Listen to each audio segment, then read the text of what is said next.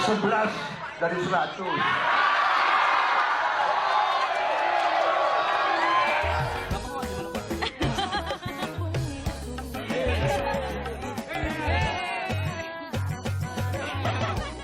Assalamualaikum warahmatullahi wabarakatuh. Kembali lagi di channel Prayoga Muhammad. Nah teman-teman semua, kita akan membahas lagi ya tentang ramenya pasca debat, di mana banyak banget netizen berkomentar, memparodikan hingga mengkritik ya. Nah kemarin itu yang rame banget pada nangis Bombay semua sepertinya sudah mulai sepi. Dimana sekarang malah justru rame video Pak Prabowo yang sepertinya masih belum puas dengan debat kemarin ya. Karena sampai hari ini masih Pak Prabowo masih menyinggung tentang debat kemarin di acaranya. Nah tentu hal itu membuat banyak juga netizen akhirnya berkomentar dan memberikan kritikan. Karena masih banyak juga orang yang menyalahkan jika Pak Anies dan juga Pak Ganjar menyerang secara personal. Dan hal itu pun ditepis oleh masyarakat ya, yang memaparkan ini semua sehingga agar semuanya paham ya. Nah kali ini biar tidak terlalu tegang, kita lihat dulu ya parodi-parodi yang dibuat oleh masyarakat. Tentu hal ini bisa membuat kita sedikit mencairkan suasana ya, tidak terus-menerus tegang. Oke teman-teman semua, langsung saja kita lihat videonya. Lu goblok, gagasan lu pada gak ada yang bener anjing. Ah, diem deh. Joe Biden, lu tuh sampah. Partai lu juga partai sampah. Lu tuh pedofil. Lu suka sama anak kecil kan? Lu gak bakal bisa mimpin Amerika. Dasar Biden sampah. Lah, lu sadar lah goblok, yang lu belain tuh cuma kulit putih doang. Dasar lu rasis. Setuju gua, dasar rasis nih dia nih. Ini lagi Hillary. Ini cewek ngapain sih ikut-ikutan? Gua tahu ISIS lu yang bikin kan? Shut up, bitch. Son of a bitch. Saya ingin pertahanan Indonesia membaik. Saya setuju dengan Pak Ganjar. Saya juga ingin mensejahterakan TNI Polri. Saya rasa buku kita atau guru kita nih yang sama. Soalnya saya selalu setuju dengan pendapat Bapak. Anjir, ini kan debat. Masa debat setuju sama lawan sih? Gimana sih ini 02? Ini mah namanya bukan debat. Gue serang biar seru. Pak Prabowo, Kementerian Pertahanan kok bisa dibobol sih oleh hacker tahun 2023? Itu sebuah ironi. 700 triliun anggaran pertahanan tidak bisa untuk mempertahankan negara. Justru malah membeli barang bekas. Anjir, kok Anies nyerang gua sih? Gua nyari temen ah. Pak Anies ini orangnya suka hasut. Indonesia sangat bahaya jika dipimpin oleh orang yang tukang hasut. Tidak seperti Pak Ganjar. Saya sangat setuju dengan gagasan Pak Ganjar. Ganjar udah gua puji, pasti Ganjar belain gua. Mampus lu Anies. Pak Prabowo itu aneh. Masa beli pesawat bekas? Itu berbahaya, Pak. Saya tuh punya datanya. Kalau Bapak itu nggak bener jadi menteri. Dan nilai Bapak itu 5. Menurut Pak Anies, nilai Pak Prabowo itu berapa? 11 Pak. 11 dari 10. Jancok, gua diserang semua orang. Tenang, saya sudah ada di sini. Belajar dari debat kemarin. Jangan terlalu emosi. Ingat juga kalau ngejawab gak usah pakai sorry ya. Gak usah ngulang-ngulang nama orang. Caimin, gak usah. Oh, ingat blunder kamu kemarin. Asam folat, bukan asam sulfat. Ingat ya, Boruto? Ya, siap Sasuke Gemoy. Kalau saya kayaknya nggak perlu nasihatin Bapak kan, diantara kita soal ngomong itu kan yang sering blunder ya, saya. Tapi nanti serang saja orang yang prosesnya terlalu singkat gak kayak prosesnya Bapak. Tapi ingat, kalau Bapak mau ngomong sengsara, menyengsara. Coba diulang. Menyengsara. Menyengseng. Saya ulangin ya, biar gak diketawain nih. Menyengsara. Caimin, Ganjar kan udah banyak blunder. Ya. Prabowo juga banyak blunder. Nah, saya kan blundernya sedikit nih. Satu-satunya blunder saya, ya pilih Caimin. Amin. Oke kita lanjut ya. Saya kok banyak setuju dengan Pak Ganjar ya. Ya, kalau benar masuk akal saya setuju. Kalau ngomong ya kumaha. Ya, jadi leadership apakah negara, apakah perorangan, tapi terutama juga negara harus dengan contoh ingarso sung telodo. Kita mau mimpin, kita mau bawa agenda, kita mau cerita itu cerita, omon, ya. Tak bisa. Kenapa negara-negara selatan sekarang melihat ke Indonesia? Karena kita berhasil membangun ekonomi kita. Jadi tidak hanya omon-omon, kerjanya omon saja. Omon-omon saja, jangan omon-omon. Lanjut ya. Parah lu tadi lu. Habis tanding bukannya salaman sama si Nopal, main nyelonong aja lu. Lu kan tahu gimana lan gue di sini, lebih tua, lebih senior, ngapain? Siap 10 paling senior dah di sini dah. Ini datang. Lu parah banget lu tadi habis tanding bukannya salaman sama si Mumu lu. Lah, lu nyariin dia kagak kelihatan. Kagak kelihatan gimana? Gue udah gemoy begini, gede begini, merem kali lu. Merem apaan? Gua kan tadi udah salaman kan sama lu. Tapi fans lu tuh pada nyamperin lu. Kan gua gak enak mau nyerobot. Nih, harusnya lu ngikutin Alan karena tahu gue senior. Dia nyamperin gue duluan. Lu harusnya kayak gitu juga. Kok ada ribut gini sih? Lagian lu juga lu. Tadi gua operin bola bukan diterima malah marah-marah. Lu kalau kagak siap gak usah ikutan tanding lu. Tahu lu kalau emosian gua main bola, mending main tinju sono. Pada ngebalikin gue gini nyerang gue. Kan gue senior di sini lebih tua. Aneh banget lu semua. Gila lu. Ini pas dicariin dia tadi di sini. Ampun, nangis sedih banget. Pak, lu kenapa, Pak? Aduh, nangis Ya dia. ampun, berapa sih? Wah, Ya ampun, gara-gara debat kemarin, Pak. Hah? Ya Allah, Pak, Apa ini nih? kan cuma debat doang. Masih debat lainnya, Pak. Ya ampun. Masih debat lah. Hah? Aku nggak mau tahu. Kenapa sih, Pak? Aku nggak mau tahu. Aku mau kita putus. Bukan gara-gara debat, Pak. Putus. Gue nggak tahu, Pak, ya. Ya, itu Lah. gara-gara Prabowo. Sorry, Pak. Nggak tahu dah gue. Sorry. ya itu ya. Kalau misalnya putus dari pacar gitu wajar sih ya. Kalau nangis, kalau dia lagi cinta-cintanya kan. Lah ini debat. Kenapa kalian malah justru pada nangis? Dan yang kalian tangis ini tuh orang kaya. Kan lucu ini. Aduh.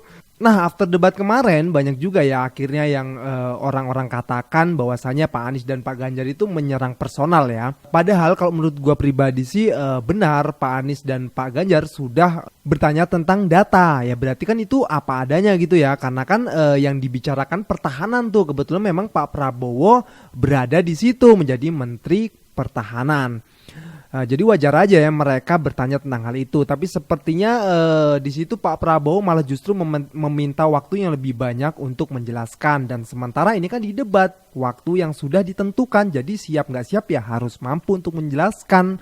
Hal itu pun menjadi ramai dan akhirnya pun banyak mungkin yang salah paham juga ya. Dan ini coba kita lihat ya komentar dari netizen ya. Mungkin dari sini kita nanti bisa jelas ya. Oke, coba kita lihat videonya. Bang, bahas Pak Prabowo yang dibully. Aku sampai nangis. Menarik nih. Di TikTok banyak banget yang bikin konten lagi nangis karena ngeliat Prabowo didesak sama Anies dan juga Ganjar. Bahkan, Presiden Jokowi sebut debat ketiga pilpres tak edukatif, saling serang personal. Kalau Pak Presiden udah ikut komen, berarti ini serius. Hal personal apa sih yang digunain buat nyerang Prabowo? Dibully kayak gimana? Sama CNN dan Kompas. Ternyata, dari awal Anies sudah nyerang Prabowo pakai data. Dia bilang TNI banyak yang nggak punya rumah. Sementara Prabowo punya tanah 340.000 hektar. Sebenarnya, ini kritik kinerja karena Prabowo Menteri Pertahanan aktif. Tapi secara teknis ini masuk ke ranah personal juga karena udah ngomongin kepemilikan pribadi. Makanya Anies dilaporkan ke Bawaslu atas dugaan fitnah 340.000 hektar lahan Prabowo. Yang menarik, data 340.000 hektar ini dari Pak Presiden Jokowi. Karena beliau juga ngomong gini pas debat tahun 2019. Jadi gimana tuh hasil laporannya? Kita lihat aja nanti. Selain itu juga Anies dan Ganjar desak Prabowo buat buka data tentang pertahanan negara. Ini kan rahasia negara, masa maksa buat dibuka? Ternyata hal kayak anggaran itu sebenarnya bukan rahasia negara. Justru harus dibuka buat publik. Karena tanggung jawabnya juga buat rakyat dan dari rakyat. Kalau menurut kau gimana? Saya mau denger pendapat kamu.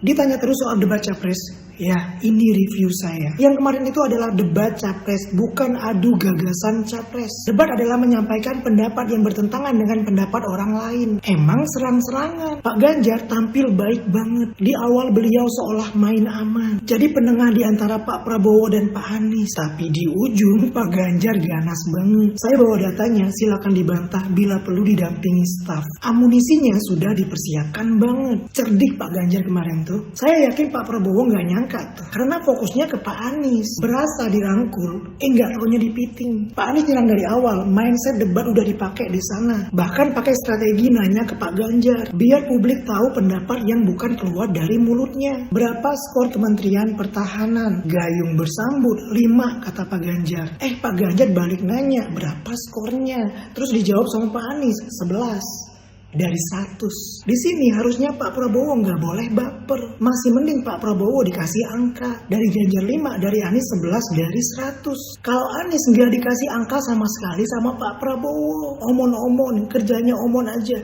gitu kan kata Pak Prabowo. Tapi Anies santai. Harusnya Pak Prabowo jawab, dari Ganjar 5, dari Anies 11 dari 100. Anda berdua ngasih nilai segitu, ini faktanya, jebret. Ini nih prestasi saya selama menjabat. Tapi nggak ada, Pak Prabowo nggak siap debat. Beliau asli dikeroyok, tapi bukan karena sentimen dua calon lainnya. Tapi dikeroyok karena tema debat dan jabatan dia. Dia Menhan, ya ditanyalah kenapa begini, kenapa begitu. Kalau bukan Menhan, pertanyaan itu nggak bisa diajukan. Dari debat kemarin, yang belum menentukan pilihan, yang menjadikan debat sebagai acuan, larinya antara dua. Kalau nggak ke Pak Anies, ke Pak Ganjar. Kecuali yang baper ngelihat muka terpojoknya Pak Prabowo. Sebenarnya kemarin itu ada momen yang bisa membuat hati pendukung Pak Prabowo itu meleleh.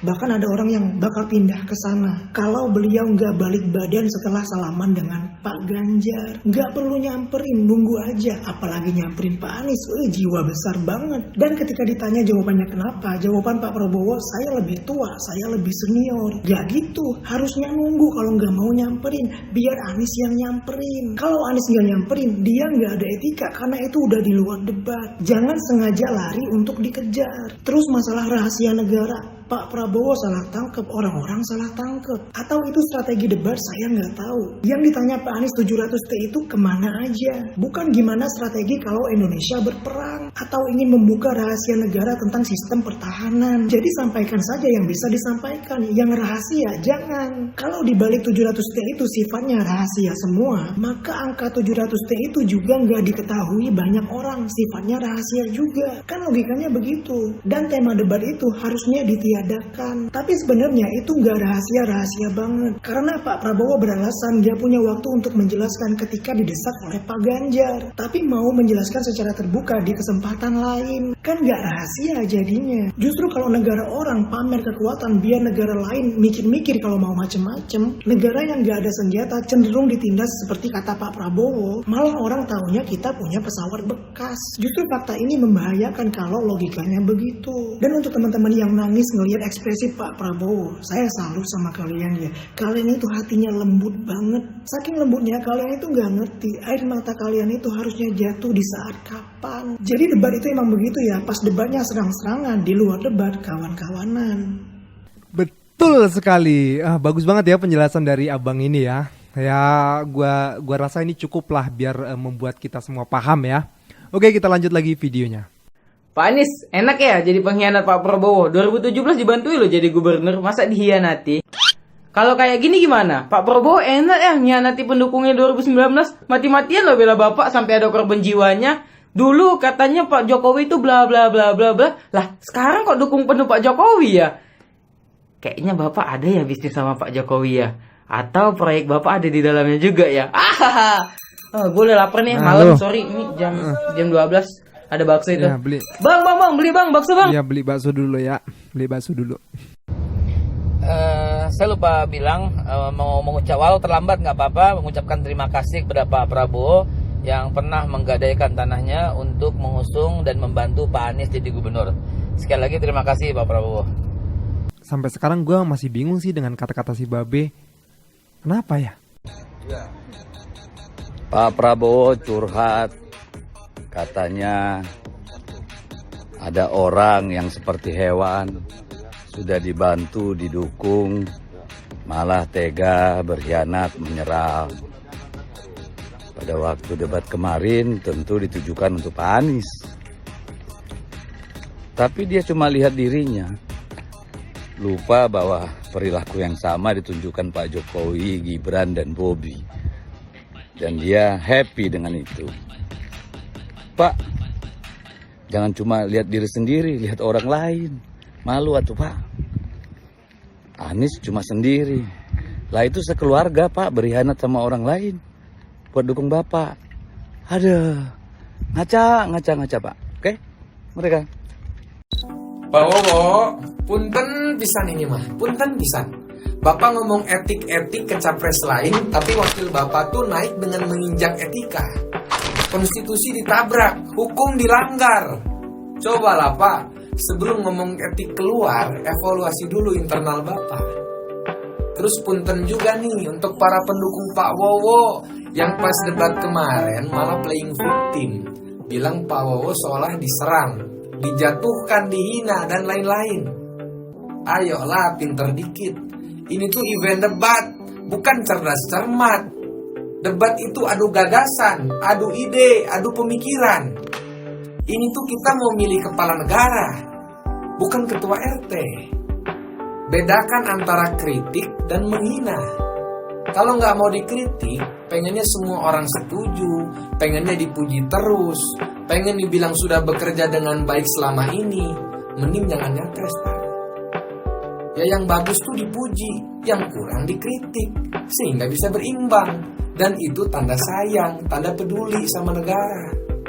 Apalagi ini yang ditanya, yang dikritik masalah negara loh. Masa dibilang nyerang? Program negara itu pakai uang rakyat, bukan uang Pak Wowo. Jadi semua orang berhak dong untuk nanya. Kalau Pak Anies dan Pak Ganjar nyerang soal personal, misalnya bahas isu rumah tangga, itu baru nggak bener. Akal jawab pakai akal lagi dong. Data jawab pakai data lagi. Makanya harusnya sebelum debat itu siapkan data Pak. Jangan kebanyakan joget. Ya benar banget, inilah pentingnya data sebelum berdebat ya. Jadi bisa menepis pertanyaan-pertanyaan dari lawan sehingga tidak terlihat seperti tak mampu atau tidak siap. Nah oke teman-teman, ini video yang terakhir ya dari Pak Ridwan Kamil yang cukup bagus juga untuk kita dengarkan. Coba kita lihat videonya. Pemimpin banyak yang muda nggak ada masalah. Yang penting mudanya itu berkapasitas. Jangan dipilih dia muda, tapi karena bapaknya misalkan. Jangan begitu menurut saya ya. Oke. Yang betul itu kita milih usia mudanya, tapi memang dianya memang mumpuni. Kompetensi dan kualitas. Itu Kang Emil sebenarnya yang terjadi. Karena nama keluarganya atau orang tuanya. Nah, ada kelemahan demokrasi kita. Nah, apa ini? Demokrasi kita itu memilih orang yang disukai, bukan memilih orang yang mumpuni. Ya, itu. Kecenderungannya gitu ya. Untuk disukai nggak usah pinter, nggak usah cerdas, nggak usah mumpuni. Contohnya pencitraan aja disukai, disipilih aja. Lah, makanya jangan kaget kalau mindsetnya masih begini. Nanti yang terpilih orang-orang yang sebenarnya tidak punya kapasitas, tidak bisa bekerja, tapi pintar ya? Menarik hati masyarakat dengan tarian-tarian dan pencitraan. Oke. Ya oke teman-teman semua, semoga video-video yang barusan gua sajikan untuk kalian semua itu bisa manfaat ya. Tentunya bisa menambah ilmu untuk kita yang menonton. Nah jangan lupa juga untuk tambahkan kritikan kalian, komentar kalian ya. Jangan lupa juga untuk like, subscribe channel ini. Sekian dari gua, Prayoga Muhammad. Wassalamualaikum warahmatullahi wabarakatuh. Bye-bye.